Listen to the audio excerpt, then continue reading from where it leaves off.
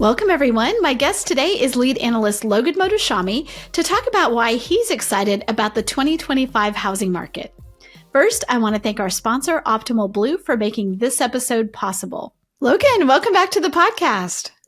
It is wonderful to be here, Sarah, and I just want to say that reading is a good thing, and it looks like we got Elon Musk to agree with us that that BlackRock wasn't buying a lot of homes, and even if they did bought the homes that people were touting, it was a very, very small percentage. So because the Wall Street apes were touting the BlackRock lie, and always remember it's Blackstone. But in this case, even Elon Musk said it looks like there's 100 million homes, single family homes. They don't look like they own a lot.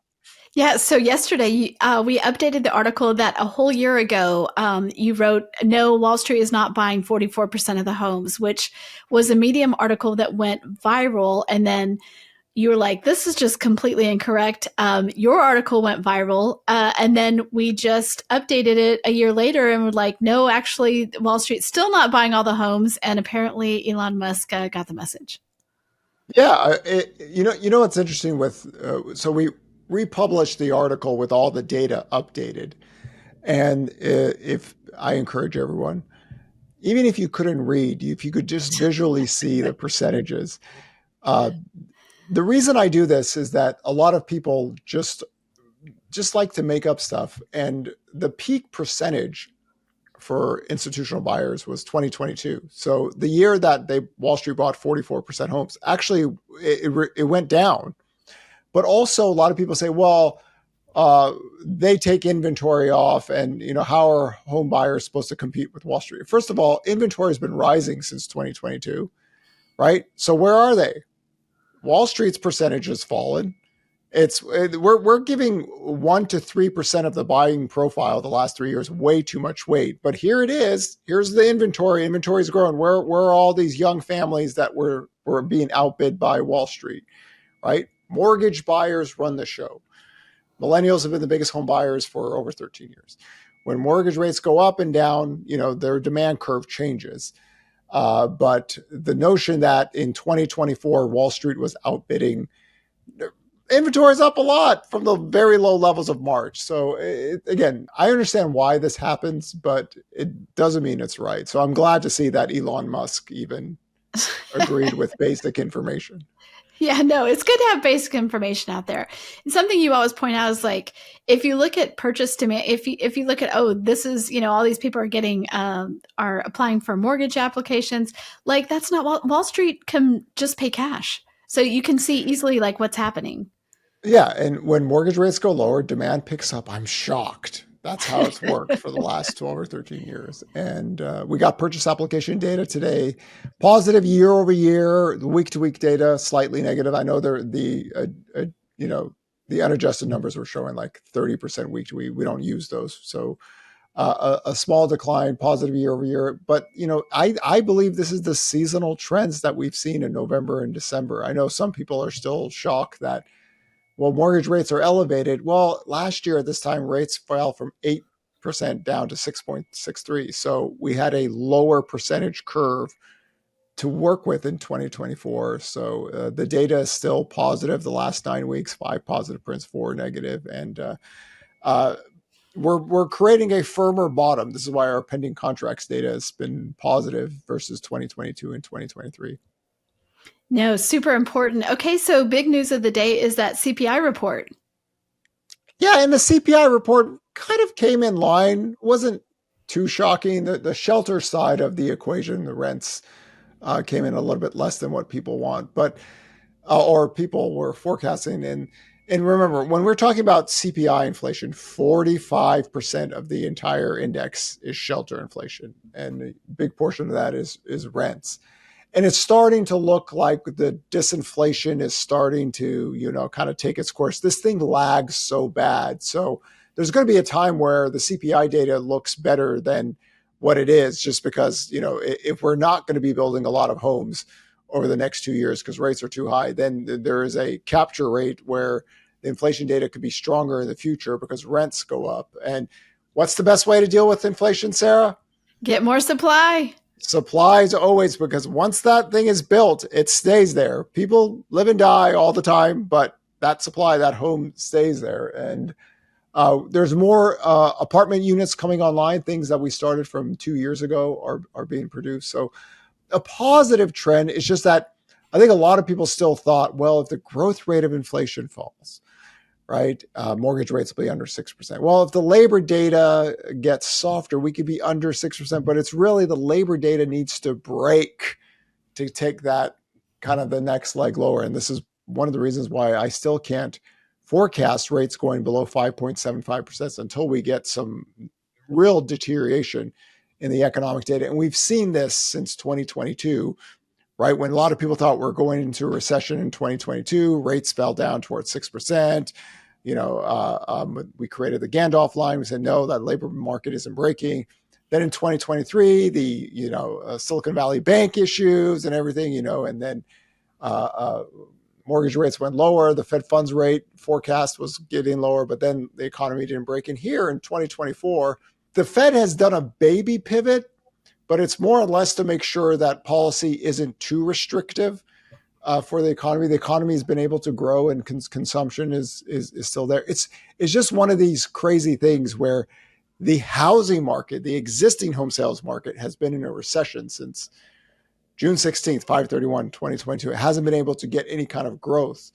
The new home sales sector has been able to grow from the lows of 2022, but housing starts and permits are in recession. So there's just this one noticeable black eye out there in all the economic data. And unfortunately, housing got disproportionately impacted in a negative way. But it's also one of these things that if the economy did slow down, and we really did see the labor market breaking, housing disproportionately benefits in that. But the inflation story, it's a little bit more stickier. We've made really good progress. CPI was running at 9% plus a few years ago, and now it's 2 to 3 handles.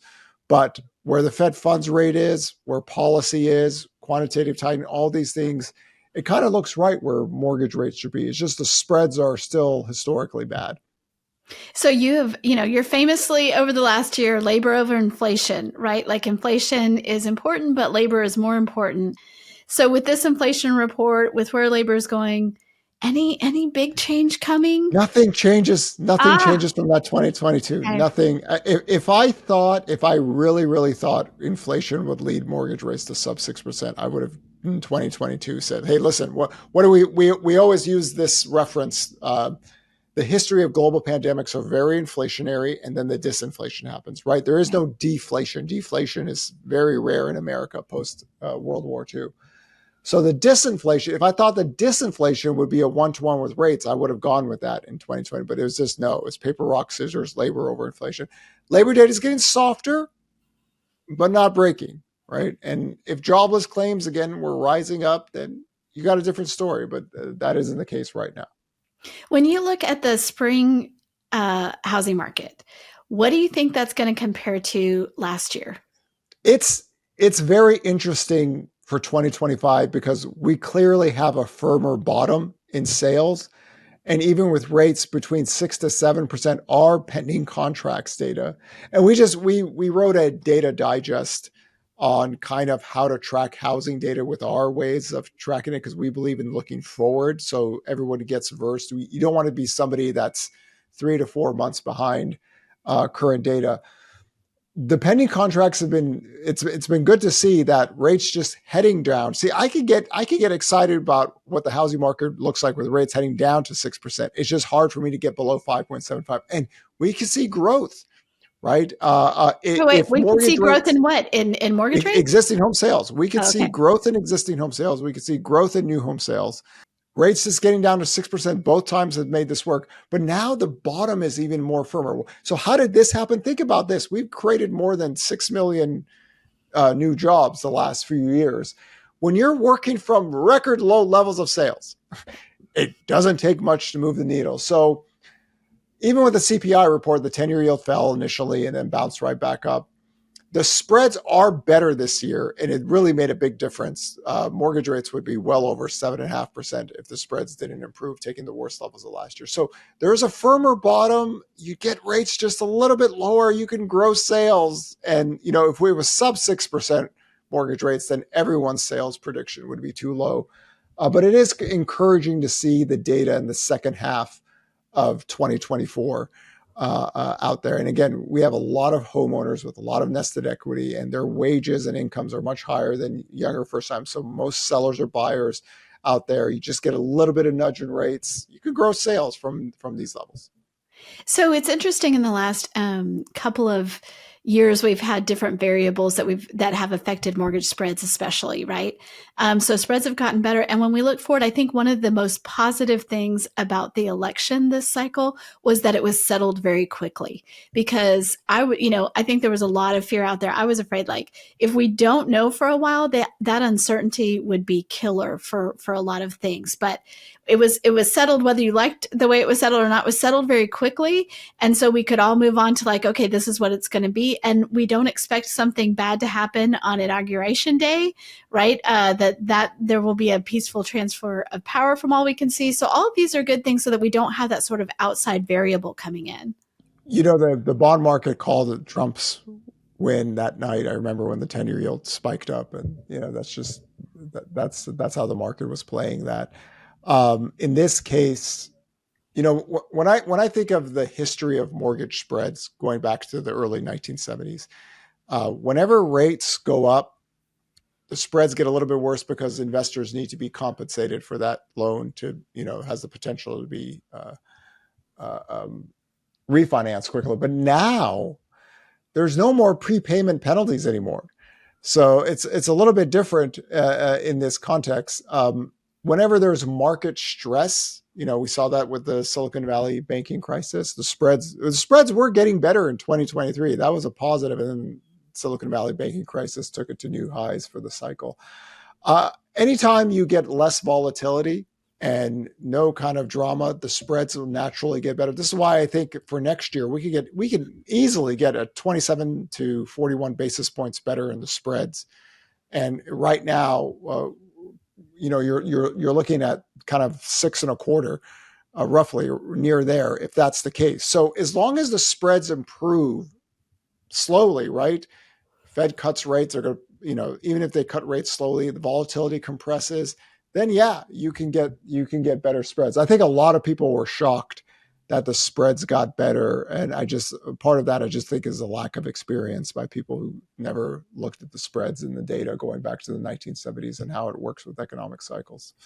So would you say you're cautiously optimistic about the spring housing I market? hate that word, Sarah Wheeler. Oh my God. If I use the word cautiously, just like throw me in a pit of hungry hyenas and put it on YouTube. I That's know just, exactly what triggers you see. oh my, that is such a sissy little term. I'm cautiously optimistic. Means you don't know what the hell's going on. You're trying to play both ends. It's like those people that predict, oh, there's a 40% chance of something happening. Just shut up. 40% chance. What is that? Cautiously, no. Okay. The history of the spreads is that if the Fed is cutting rates and volatility is compressed, spreads get better. That's the history of the spreads. You go with that. The counter to that is something happens out of the woodworks and volatility gets worse. In that sense, that can make it. But don't know cautiously optimistic. No, Sarah, you know better than that. I'm going to ask you every time. It's just like I'm always like, so where exactly are rates going? Do you think they'll hit this? Which you never want to hit. I mean, you're not a person who's like, they're going to hit 5% or they're going to hit, but you don't do that. That's not the way you We forecast. don't believe what people have been doing for a long time. I believe mortgage rates will be at 6.5% in 2025. What good is that? No, we want to teach people channels, because think about the irony of logic. What do mortgage rates do every year? They go in a channel. Why don't people talk about channels? Because they don't follow the 10-year yield. They don't do this stuff. So they just go, let's just throw something on the wall and hope it sticks. It's And true. no, this is why we create the tracker. This is why we do sales, 10-year yield channel ranges.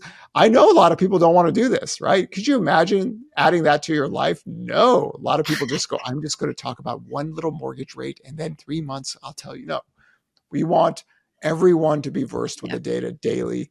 I know you say our audience might not understand. I'm going to make our audience smarter, sexier, talented. It's awesome. They're going to be great. And they're going to do channels and not mortgage rate targeting forecasting. That's terrible. Listen, you could be our life coach for 2025 with that kind of motto. Make us smarter, sexier, whatever. Like, okay, let's do it. Get them to lose weight. That you'll be the Hey, life no, coach listen, the for podcast does 2025. that. We a lot of people say they listen to our It's podcast while true. working out. So that's good.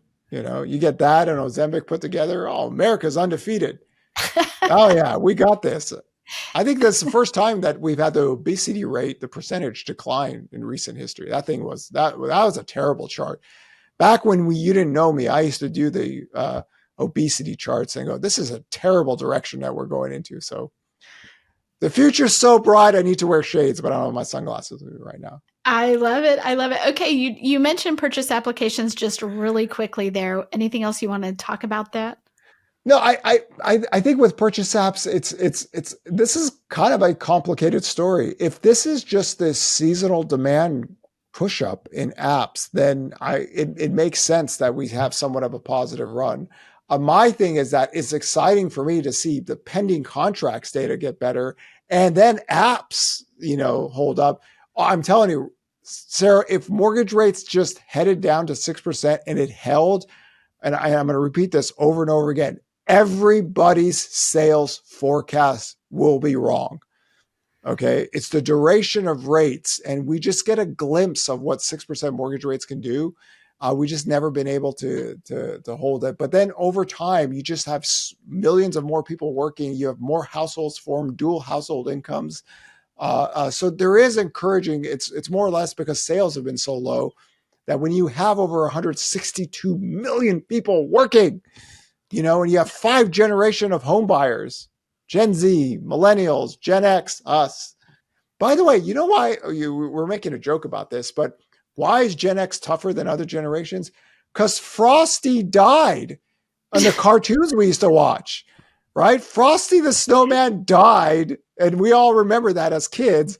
And the young kids can't have that happen to them anymore in any of their things. But we grew up knowing that It's death true. was a real thing. So Listen, we had some pretty dark kid themed movies and cartoons back in the day. Absolutely. I was telling you there used to be this we had it on a record of Christmas songs, and it was a song like it was like a narrated story about this house that caught fire because of the Christmas tree, and like people died in it. And looking back, I'm like, why was that on my Christmas album that we listened to growing up? But yeah, we're weird. We're made yeah, of stuff. yeah. This is why we're not soft. We grew up with, you know, the reality of life sometimes. Um, Absolutely.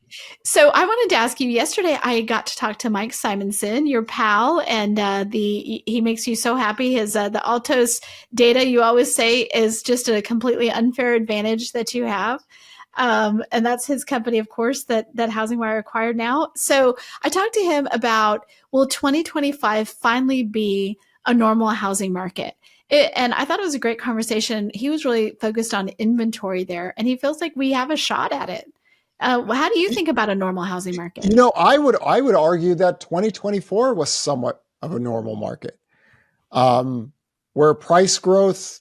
The thing is that you know when we think about total active listings in America, we also have to take in context that we have a lot more people now than we did in previous decades. So the inventory per households are actually lower than what people think. But what I didn't like about 2023 was that the new listings data trending at the lowest levels ever, and the active inventory wasn't able to grow until the second half of the year, right? When mortgage rates headed up to 8%. But this year, rates have been 6 to 7.5%. Sales trends were growing when rates headed lower, and active inventory growth. That to me, there was like a few weeks in the tracker article, Sarah, where I saw active inventory grow and sales grow and contract. Oh my God, I was just like, That's what it used to be like. You don't see it much these days. It's so funny. The trolling accounts are like, "Oh, my inventory is up." I'm like, "Homie, you guys are so lost out there. You have no idea." And what happened is the inexperience again of professional grifters who cannot use our data or the Redfin's data correctly kept on thinking home prices would be down at 5%. How's that working out for y'all? Didn't happen again. In any case, I was so happy to see that, because if you go back to previous decades, that actually used to be very normal. Rising inventory, rising sales. We got a few weeks of that. So there is a part of 2024 which was normal. In 2025, yeah. I mean, we're almost back to 2019 levels. And 2019 levels, 5-decade low of inventory, but still more choices, right? What was the whole unhealthy, savagely unhealthy housing market? When we have too many people chasing too few homes, right? Prices escalated out of control. Here, prices aren't escalating out of control anymore. We're getting more active listings. So I love 2024. It's my most favorite year of the last 5 years, because inventory was able to grow, sales weren't crashing. We're creating a better base for home sellers and buyers. And if 2024 is almost normal to me, then 2025 has the potential to do that. This is encouraging. That's great. That's positive. I did want to bring up that before we know it, February 26th, we're going to have the Housing Economic Summit. You are a keynote. Mike is going to be talking, and we have lined up so many people. Barry Habib is going to be there, which I think is really fun. I think this is the first time that you and Barry have been at a conference speaking together, right? Speaking on the same day, Daryl, the chief economist for Redfin, is going to be there. Dr. Jessica Lutz, the chief economist for the NAR. Got Selma Selma. Help, from the chief economist for CoreLogic, and we have a bunch of others. So I always look at that as being the event of the year, because it's happening right going into spring, right where everyone needs the data. But you have just a full economic breakdown by different people. Right, you don't see that often, where one day event has everyone's different take on it, and I think that'll be very useful going into March of 2025. I do too. Oh, we also have Darren Blomquist from Auction. He's an amazing speaker. And then we're going to have a policy talk about, like, what does the economic policy mean for your business? And we've got Bill Kilmer from MBA, and we also have Jeb Mason from Mindset. So I feel like it's just going to be, you don't want to miss it. People don't want to miss it. They can see all these people together at the same time, walk away from that, and be completely prepared for the rest of 2025. Yeah, I'm telling you, 2025, I am authentically excited because of what the data we saw in the second half of 2024. And again, if you don't listen to or don't watch the tracker or read the tracker, this might be foreign to you, but really the forward-looking data line changed once again in front of everyone, and 99.9% of the people on the media and social media ignored it. Why? They cannot track forward-looking data because they don't have the experience. We encourage everyone, go read the tracker. You can kind of see what we're seeing. And again, our job is to keep everyone informed with the freshest, livest. We take ideological garbage out of everything. We don't care about that. We eat data for breakfast, lunch, and night, midnight sack, second breakfasts like the hobbits used to do, everything. So, but if we teach this, then all of you know, and then you don't have to listen to crazy people. So true. Okay, Leave the crazy people to me. I will take them on here. I will take them on in hell. It's going to be a forever fight. I love it. But you don't have to listen to that. You can actually just look at the data. Okay, listeners, so Logan Mohtashami is not cautiously optimistic about 2025. He is authentically excited. Authentically, excitingly I'll take that. optimistic about 25. Jeez, cautiously optimistic. All right, Logan, thanks so much for being on, as always. Pleasure.